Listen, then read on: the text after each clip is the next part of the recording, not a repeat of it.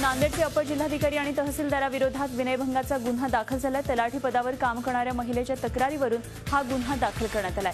तहसीलदार जीवराज डाबकर आणि अपर जिल्हाधिकारी दिलीप स्वामी यांनी संगनमत करत अज्ञात ठिकाणी बोलावून शारीरिक सुखाची मागणी केल्याचा आरोप या पीडित महिलेनं केलाय। मागणी पूर्ण केली नसल्यानं विभागीय चौकशी करून सेवेतून बडतर्फ करण्याची धमकी दिल्याचाही आरोप या महिलेनं केलाय। डिसेंबर 2014 ते एप्रिल 2015 या काळात या दोघांनी वारंवार लैंगिक शोषण केल्याचा आरोप या महिलेनं केलेला आहे। महिलेनं या दोन्ही अधिकाऱ्यांच्या फोनवरून झालेल्या संभाषणांचे पुरावे दिल्यानंतर देगलूर पोलिसांमध्ये गुन्हा दाखल झालाय। डॉक्टर नरेंद्र दाभोलकर हत्या प्रकरणाच्या तपासाकरता राज्य शासनानं दिलेले अधिकारी सीबीआयकडे अजून का पोहोचले नाहीयेत असा संतप्त सवाल मुंबई उच्च न्यायालयानं केलाय। या प्रकरणात आतापर्यंत काय तपास केला याचा अहवाल 1 आठवड्यात देण्याचे आदेश राज्य सरकार आणि सीबीआयला दिलेत। या प्रकरणाचा तपास सीबीआयच्या विशेष अधिकाऱ्यांकडून करण्यात यावा अशी मागणी करणारी याचिका मुक्ता आणि हमीद दाभोलकर यांनी केली आहे। तसंच या प्रकरणामध्ये आतापर्यंत काय तपास झाला याची माहितीही त्यांनी मागितलेली आहे। ऊस लागवड आणि गाळपावरील बंदीवरून सरकारमधले मतभेद आता समोर आलेत। महसूल मंत्री एकनाथ खडसेंच्या प्रस्तावाला सहकार मंत्री चंद्रकांत पाटील यांनी विरोध दर्शवलाय। सध्या शेतामध्ये असलेल्या ऊसाचं गाळप व्हायलाच हवं असं त्यांनी स्पष्ट केलंय। तसंच ऊस चारा म्हणून विकत घेणं सरकारला परवडणार नसल्याचंही त्यांनी नमूद केलंय। या संदर्भात खडसेंसोबत चर्चा करणार असल्याचं पाटलांनी स्पष्ट केलंय। दुष्काळग्रस्त भागात ऊस लागवड आणि गाळपावर बंदी घालण्याचा सरकार विचार करत असल्याचं विधान खडसेंनी 2 दिवसांपूर्वी केलं होतं। पावसानं ओढ दिल्यानं राज्यामध्ये तब्बल 30 कोटी रुपये खर्च करून कृत्रिम पाऊस पाडण्याचा प्रयत्न करण्यात आला आणि त्याचा कितपत फायदा झाला ते अद्याप गुलदस्त्यातच आहे। मात्र कृत्रिम पावसाचे हे प्रयोग हवामान खात्याच्या सल्ल्यानुसार ऑक्टोबरपर्यंत सुरूच राहणार असल्याचं महसूल मंत्री एकनाथ खडसे यांनी सांगितलंय। देशभरात आज कामगारांचा संप सुरू आहे। अनेक राज्यांमध्ये संपाचा चांगलाच प्रभाव जाणवतोय। विशेषतः डाव्यांचा प्रभाव असलेल्या पश्चिम बंगाल आणि केरळमध्ये संपामुळे जनजीवन विस्कळीत झालंय। दिल्लीमध्ये रिक्षा, टॅक्सी आणि बस बंद असल्यामुळे जनजीवन ठप्प झालंय। चेन्नईमध्ये संपाचा प्रभाव आहे। कामगार संघटनांनी मोर्चा काढून केंद्र सरकारच्या नव्या कामगार धोरणाचा निषेध केलाय। कामगारांच्या देशव्यापी संपाचा परिणाम राज्यातल्या सरकारी कामकाजावर काही प्रमाणात झाला आहे। क आणि ड वर्गातल्या शासकीय कर्मचाऱ्यांनी आज अनेक ठिकाणी हजेरीपटावर सही करत कामबंद आंदोलन केलं, तर अ आणि ब वर्गातल्या कर्मचारी यांनी काळ्या फिती लावत संपाला पाठिंबा दिला। त्यामुळे राज्याचं मुख्यालय असलेल्या मंत्रालयात काही प्रमाणात शुकशुकाट होता, तर राज्यातही संपाला पाठिंबा मिळाल्याचा दावा कर्मचारी आणि अधिकारी संघटनेनं केला। मंत्रालयामध्ये सुमारे 6,000 कर्मचारी आणि 1,000 अधिकारी आहेत। राज्यात शासकीय 10 लाख कर्मचारी आणि 1.5 लाख अधिकारी आहेत। तर आजच्या या संपाच्या पार्श्वभूमीवर पश्चिम बंगालमध्ये काही भागामध्ये तणाव जाणवला। मुर्शिदाबाद जिल्ह्यामध्ये तृणमूल काँग्रेस आणि मार्क्सवादी कम्युनिस्ट पक्षाच्या कार्यकर्त्यांमध्ये तुफान हाणामारी झाली। हुल्लडबाजी आणि दगडफेक करत दोन्ही पक्षांचे कार्यकर्ते एकमेकांवर चालून गेले। जमावाला नियंत्रणात आणण्यासाठी पोलिसांनी लाठीचार्ज केला। अनेकांना ताब्यात घेण्यात आलं। केंद्र सरकारच्या कामगार धोरणाचा निषेध करण्यासाठी all India bank employees association यांच्या वतीनं संप पुकारला। कर्मचाऱ्यांनी काम बंद केलं, त्यामुळे कोट्यवधींचे व्यवहार आज ठप्प झालेत। ऑल इंडिया बँक एम्प्लॉईज असोसिएशनचे सरचिटणीस विश्वास उडगी या संपाच्या ठिकाणी हजर होते। नरेंद्र मोदी सरकारच्या कामगार धोरणाविरोधात डाव्या आणि इतर संघटनांचा आजचा हा देशव्यापी संप आहे।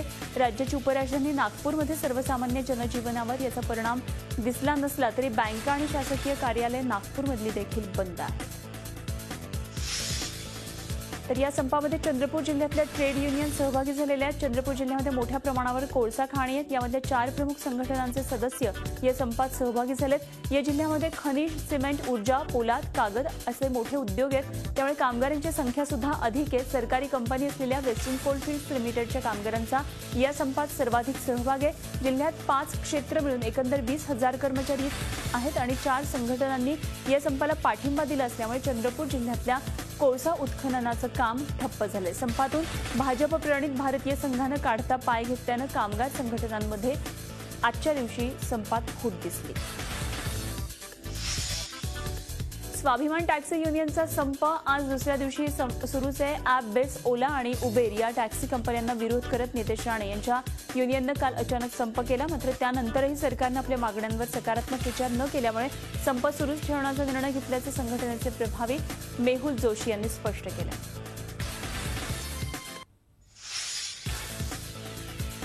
भाजप आरएसएसची समन्वय बैठक आजपासून सुरू झालेली आहे। दिल्लीच्या मध्यांचल भवन इथे 3 दिवस ही बैठक चालणार आहे। सरसंघचालक मोहन भागवत, भाजप अध्यक्ष अमित शहा, रामलाल यांच्यासह एकंदरीत 25 ज्येष्ठ नेते उपस्थित राहणार आहेत। तर पंतप्रधान नरेंद्र मोदी सुद्धा या बैठकीला येत्या 2 दिवसांमध्ये हजर राहण्याची शक्यता आहे।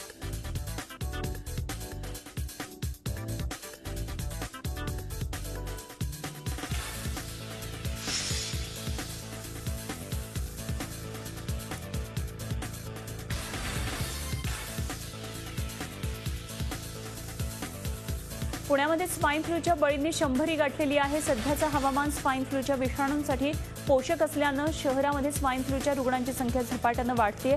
पुण्यामध्ये जानेवारीपासून आतापर्यंत स्वाईनचे 907 रुग्ण आढळलेत आणि त्यापैकी 100 जणांचा मृत्यू झालेला आहे। शीनाबोरा हत्या प्रकरणी अटकेत असलेले इंद्राणी मुखर्जी कोणाच्या नजरेला पडू नये म्हणून पोलीस नको इतकी काळजी घेतात, पण याचा फटका एका पोलीस कॉन्स्टेबललाच बसलाय। काल रात्री 1 वाजण्याच्या सुमाराला इंद्राणीला वैद्यकीय तपासणीसाठी नेलं गेलं। यावेळी पोलिसांची जीप अफाट वेगानं पळवण्यात आली। तपासणीनंतर तिला सांताक्रूज पोलीस स्टेशनला नेलं जात असताना वेगात आलेल्या पोलीस जीपनं एका कॉन्स्टेबलला उडवलं आणि या धडकेमध्ये सुदैवानं या कॉन्स्टेबलचा जीव वाचला असला तरी त्यामुळे इंद्राणीसारख्या हाय प्रोफाईल आरोपीला लपवण्याची पोलिसांची वृत्ती उघड झाली आहे।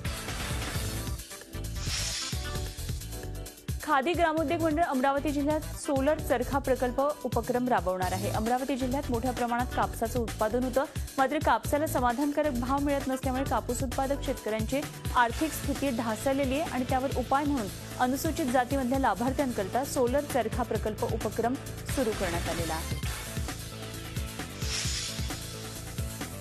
मराठी साहित्य संमेलनात नवे गट तट निर्माण होत असून हे अत्यंत दुःखद असल्याचं मत संमेलनाच्या निवडणूक रिंगणात उतरलेले साहित्यिक विठ्ठल वाघ यांनी मांडले। प्रांतिक जाती अस्मितेला आपण बळी पडत असून यामुळे सर्वसामान्य जनता आपल्यावर हसत असल्याचं ते म्हणाले। नागपूरमध्ये पहिल्या जेनेरिक मेडिकल स्टोअरची सुरुवात करण्यात आली आहे। पूर्ती सुपर बाजारमध्ये केंद्रीय रसायन आणि खत राज्यमंत्री हंसराज अहिर यांच्या हस्ते या दुकानाचं उद्घाटन करण्यात आलं। ही औषधं ब्रँडेड औषधांइतकीच गुणकारी असतात, मात्र ती अतिशय कमी किमतीत मिळत असल्यामुळे सर्वसामान्यांना त्याचा फायदा होणार आहे। संपूर्ण देशामध्ये जेनेरिक मेडिकल स्टोअरची उभारणी करण्यात येणार आहे। तसंच डॉक्टरांनी ब्रँडेड औषधं प्रिस्क्राईब न करता जेनेरिक औषधं लिहून द्यावीत यासाठी प्रयत्न सुरू असल्याचं अहिर यांनी सांगितलं। जगातलं सर्वाधिक वापरलं जाणारं सर्च इंजिन गुगलच्या लोगोमध्ये बदल करण्यात आला आहे। गुगलच्या होमपेजवर असलेल्या डुडलमध्ये हा बदल आजपासूनच पाहायला मिळतो। या डुडलमध्ये जुना लोगो पुसला जातो आणि तिथे नवा सॅन्स सेरिफ फॉन्ट स्टाईलमधला नवा लोगो आपल्याला केला येतोय। 1999 नंतर प्रथमच कंपनीच्या लोगोमध्ये इतका मोठा बदल करण्यात आला आहे। अल्फाबेट्स ही नवी मातृ कंपनी स्थापन करून गुगलच्या व्यवस्थापनामध्ये मोठे बदल झाले। मूळचे भारतीय असलेले सुंदर पिचाई हे कंपनीचे सीईओ झालेत आणि त्यानंतर आता लोगोमध्ये बदल करत गुगलनं आपलं रूपही पालटायला घेतल्याचं दिसतंय। हा नवा लोगो कंपनीच्या सर्व प्रोडक्ट्सवर लवकरच दिसेल असं कंपनीनं स्पष्ट केलं। नेपाळमधल्या 7 प्रांतांच्या मॉडेलला करण्यात आलेल्या विरोध प्रदर्शनामध्ये 5 जणांचा मृत्यू झाला आहे। पडसा जिल्ह्यामध्ये संघीय मॉडेल विरोधात निदर्शनं करण्यात आली होती, तेव्हा झालेल्या पोलीस कारवाईमध्ये 5 जणांचा मृत्यू झाला तर अनेक जण जखमी झाले। बँकॉक स्फोटातल्या मुख्य आरोपीला अटक करण्यात आली। थायलंड पोलिसांच्या मते आरोपी परदेशी असून थायलंडची सीमा ओलांडण्याचा प्रयत्न करत असताना त्याला पकडण्यात आलाय। बँकॉकच्या स्फोटात 20 जणांचा मृत्यू झाला होता। लेबनॉनमध्ये कचऱ्याचा मुद्दा चांगलाच तापला। पर्यावरण मंत्र्यांच्या राजीनाम्याची मागणी करत आंदोलनकर्ते मंत्रालयातच घुसले। या दरम्यान पोलिसांबरोबर त्यांची चकमकही झाली, मात्र 9 तासांनी आंदोलनकर्ते स्वतःहून इमारती बाहेर पडले। ऑस्ट्रेलियातल्या एडलेड इथल्या एका इमारतीला आग लागली। मार्शल आर्ट्स अकादमीच्या इमारतीला लागलेल्या या आगीमध्ये बरीच माणसं होरपळली। आग विझवताना पण शहरामध्ये झालेल्या वादळात 2घांचा मृत्यू झाला। वादळामुळे शहराचा वीज पुरवठा बंद होता। दरम्यान गॅस टँकरवर झाड कोसळल्यानं एका फॅक्टरीतही मोठा स्फोट झाला। या वादळामुळे शहरात मोठ्या प्रमाणात नुकसान झालं। अर्जेंटिनात आलेल्या पुरामुळे मोठ्या प्रमाणात नुकसान झाले। राजधानी ब्युनस आयर्सच्या आजूबाजूच्या परिसरातल्या हजारो नागरिकांना सुरक्षित ठिकाणी हलवण्यात आले। पेरूमध्ये झालेल्या बैलांच्या शर्यतीमध्ये 10 जण जखमी झालेत। शर्यती दरम्यान बैलांसमोर लोक आल्यानं ही दुर्घटना घडली। ही शर्यत सेंडा एना फेस्टिवलचा एक भाग आहे, ज्यामध्ये लोक बैलाशी झुंज करतात। मॉस्कोमधल्या एका प्रदर्शनामध्ये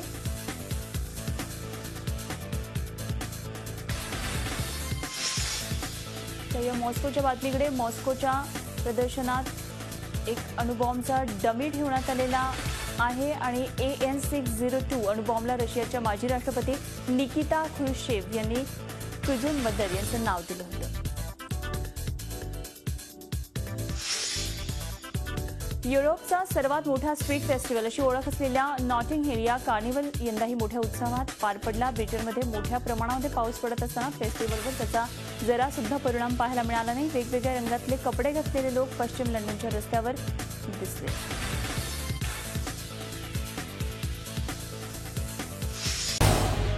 झी 24 तास रहा एक पाऊल पुढे.